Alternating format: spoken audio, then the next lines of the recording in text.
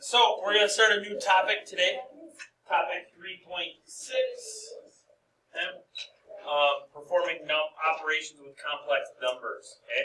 So we actually have to, if we want to get to where we want to go to, and I want to get to where I give you a polynomial equation, and you give me all of the solutions. So far, we've just been able to give the real solutions. Well, after today now, we're going to open up all the other solutions too. Okay, so we're going to be able to give all solutions. Okay? Right? So in order to do that, we got to back it up a little bit. So we're going to back it up to complex numbers. Okay? So a complex number is a number written in the form a plus b. Okay? A complex number is made up of two different parts. First off, there's the A part. The A part is the real part of it. It's the real number part of it. And the BI part is the imaginary part. Okay? So a complex number has both a real and an imaginary part. It's kind of a combination of them all. Okay?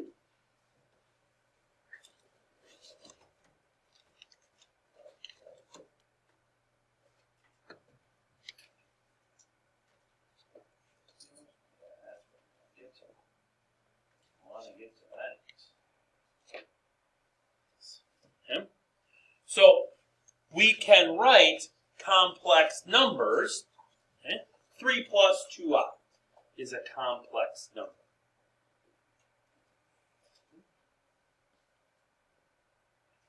Any real number that you can think of, like for instance 6, okay?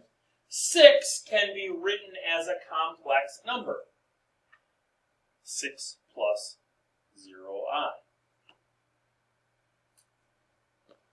An imaginary number can be written as a complex number. So if I had 2i would be an imaginary number. I can write that as 0 plus 2i.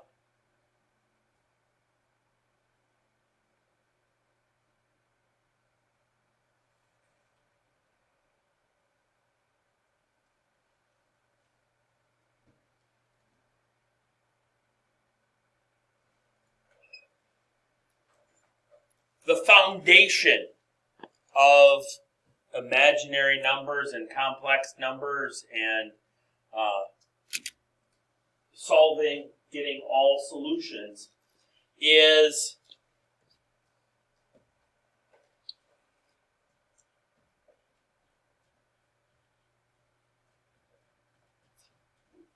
the fact that I squared is equal to negative 1.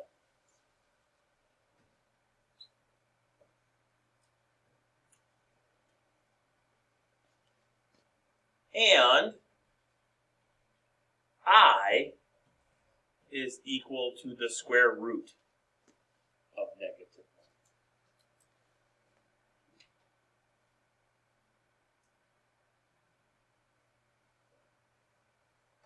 That's where we're going. And we're going to i's. Now, I strongly recommend, but again, don't require, but I strongly recommend that when you're writing your i's, you put that little curly Q on the bottom of it, or write a cursive I, okay? Because it separates it. Okay? Because if I just write a regular I, so like let's say I'm writing 3 plus 2i. Okay? If I'm good with my dot, and I'm, good with, let me get the pencil out of there. Okay? I can see it. I can see that it's I. But if I get a little careless,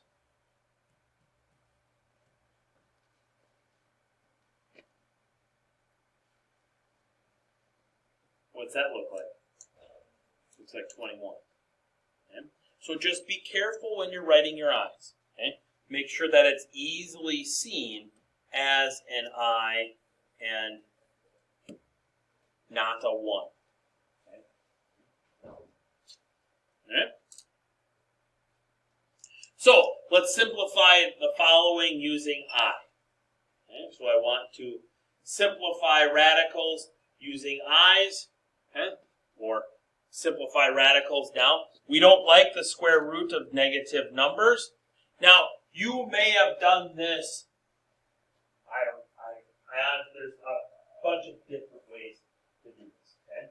Me, I do mine. I do mine the way I do it. It's just the way that I've done it. I like it doing it that way. Does it mean that that's the way that you have to do it? No, not at all. Okay? Right? So if you do it a different way, if you do like a factor tree or if you do something else, that's you. And I'm totally fine with that, as long as we both end up in the same spot. Okay? If we're going to meet in the commons, okay, we both better end up in the commons. Okay? And we can't say that we're in the commons if one of us is in the library and the other one's in the field house. Okay? So we got to end up in the same spot. Doesn't matter how we get there. All right? So the first thing that I do is I say, well, this is the square root of negative 1 times the square root of 49.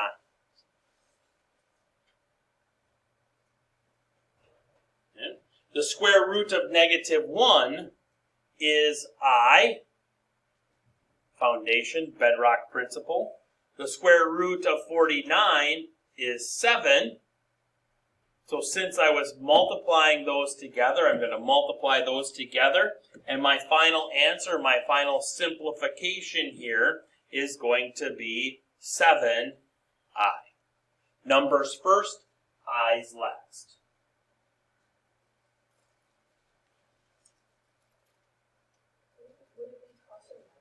It would not be plus or minus because we're not solving. Oh. If we were solving, then yes. Then it becomes plus or minus. If there's an equal sign. Yeah. If we're just simplifying, then we're just looking for the principal root, which is the positive.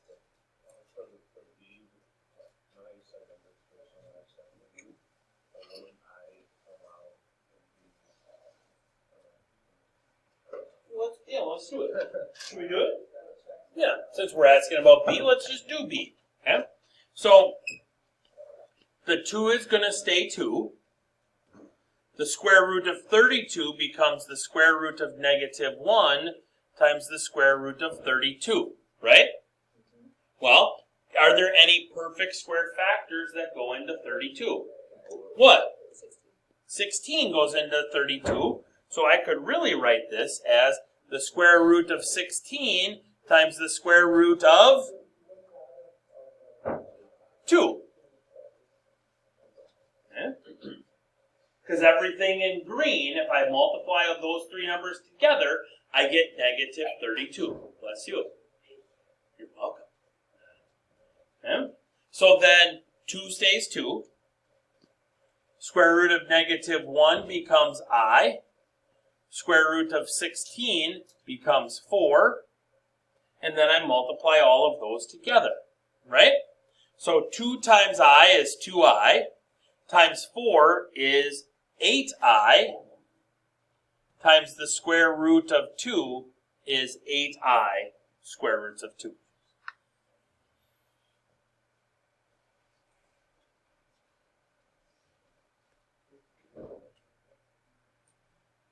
Does that answer your question, JTZ? I thought it was, I just thought it was 2 plus or minus 4i square root. Oh, no. Because again, the plus or minus doesn't come into play because we're not solving. Okay. Let's solve an equation. Okay.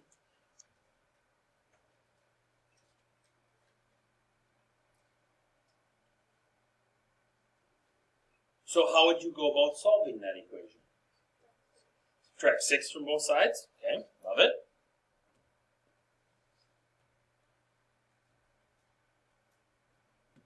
So that would give me x squared equals -6. Then what? Square root both sides. And that's going to give me x here equals, now what, Allison? Plus or minus, because now we've got the equal sign, so we're solving, so we have to add in that plus or minus. And what is the square root of -6? I square root of 6.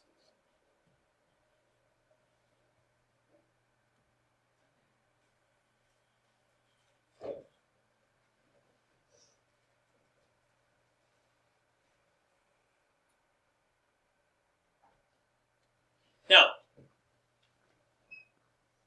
why this comes into play is because if we were to graph this function, x squared plus 6, if I was to graph that function from what we learned way back in Algebra 2, if I graph that on a Cartesian coordinate system, okay, and side note, okay, there's lots of uses for a Cartesian coordinate system, not just for points. Okay? I'm taking a welding boot camp at NTC right now, and we just this past week we machined out some coasters, and it was all about a Cartesian coordinate system to put the design in and tell it where to go, and then it was all about that, and then radiuses, and there was tons of math in it. It was pretty fun. Okay? So back in it then. Okay? So if I'm going to graph this function x squared plus 6 on my coordinate system, it's going to have a y-intercept of positive 6, right? If I plug in 0, I get out 6. So I'm for sure going to get out 6. But then, if memory serves me correct, it's a squared, it's a quadratic, so that's going to be a parabola. It's either going to open up or it's going to open down. And since my a value, my leading coefficient, is positive, it's going to open up and go like that. Okay? Now the solutions to a graph, or the roots to a graph, or the answers of when the function is equal to 0, is when the function crosses the x-axis. Well, that function never crosses the x-axis. So I can't get an answer, or a root, or a solution, okay, or a 0. Can't do it in the real world. So I have to make one up. We have to go imaginary. Okay? That's why imaginary numbers come into play. Because I need this degree of 2 tells me that I need 2 zeros. I need 2 answers. I need 2 solutions. I need 2 roots. Well, there, plus and minus. One is positive I times the square root of 6, and the other is negative I times the square root of 6. Okay? What I would like you to do now is I would like you to solve that equation.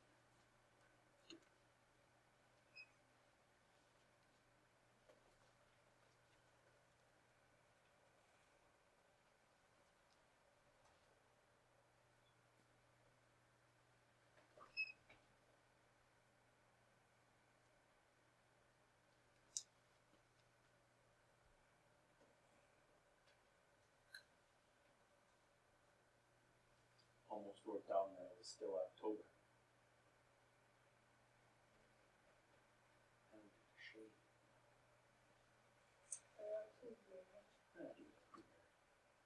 I'm also too lazy that I don't really like to shave in general.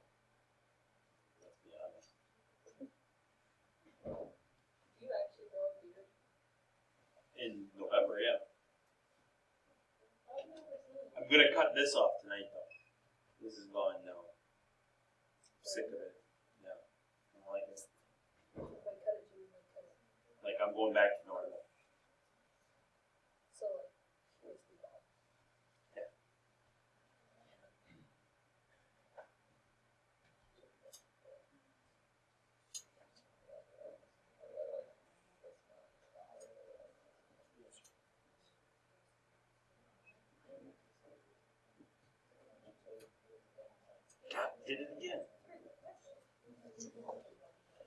So I would go about, I would add 9x squared to both sides. At the same time, I would subtract 7. That is going to give me 12x squared equals negative 3. Then I'm going to divide both sides by 12. That is going to give me x squared equals negative 1/4. Then I am going to take the square root of both sides. That is going to give me, so if I think about this, that is, on this side, that is the square root of negative 1 over the square root of 4. Remember, when I take the square root of a fraction, I take the square root of the top divided by the square root of the bottom. Okay? So that's going to give me I on top and 2 on the bottom. So my final answer here is x equals plus or minus, because I'm solving, I divided by 2.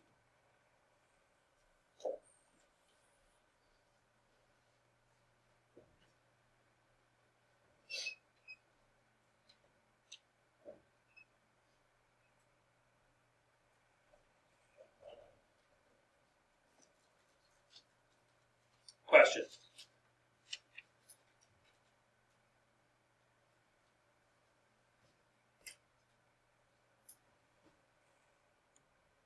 Yeah.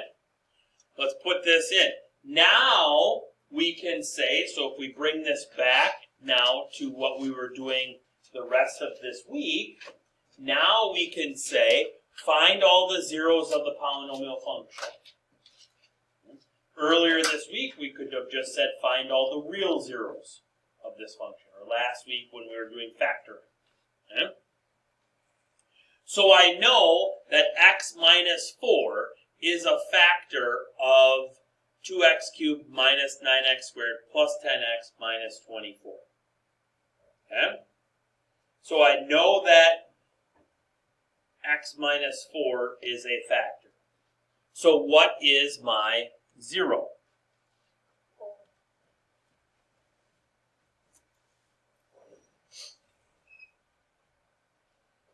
Okay? So I need to put 4 synthetically, because it's a lot faster, into 2, negative 9, 10, negative 24.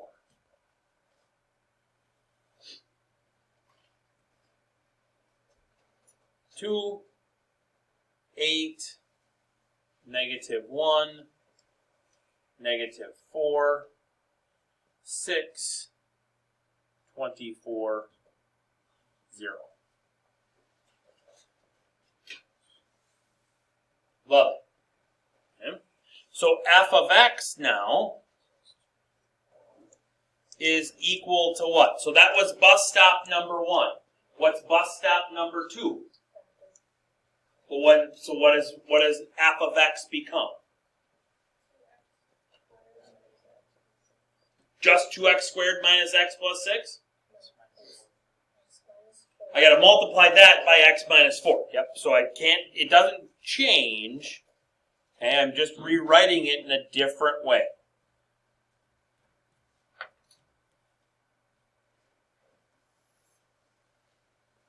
Okay. Can I factor 2x squared minus x plus 6?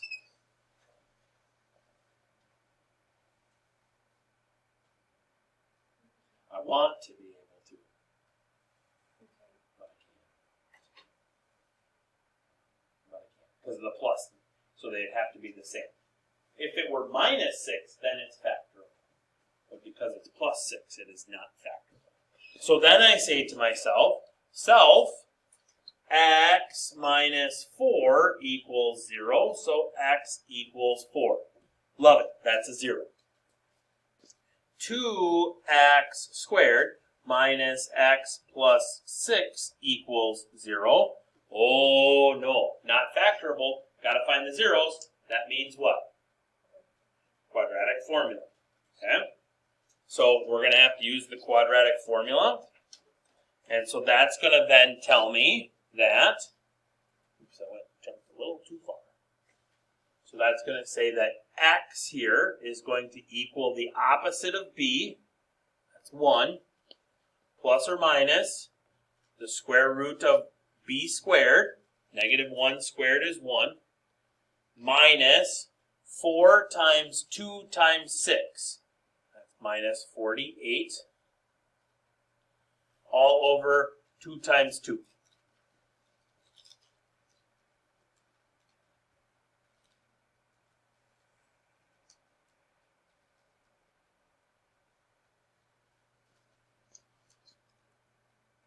So then that becomes x is equal to 1 plus or minus the square root of negative 47 all over 4.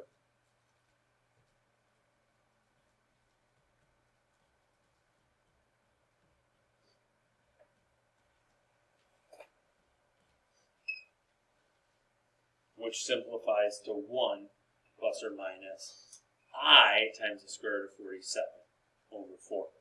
So all of the zeros for this function are 4, 1 plus I square roots of 47 over 4, and 1 minus I square roots of 7, or square roots of 47 all over 4. And that's the 3 that I needed. Because it was a cubic function, that means I need 3 zeros.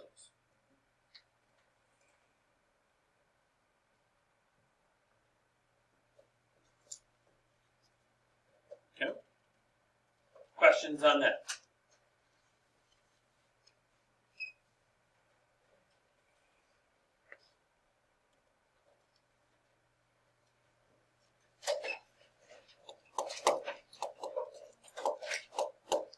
Now, with this being said, so this homework is not due until Wednesday.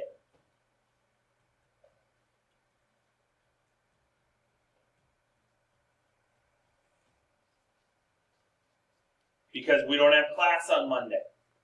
We have conferences in the afternoon, so our class doesn't meet. So this isn't due until Wednesday. However, you will still have a formative on Tuesday. I'll try and send out an email reminder on Monday.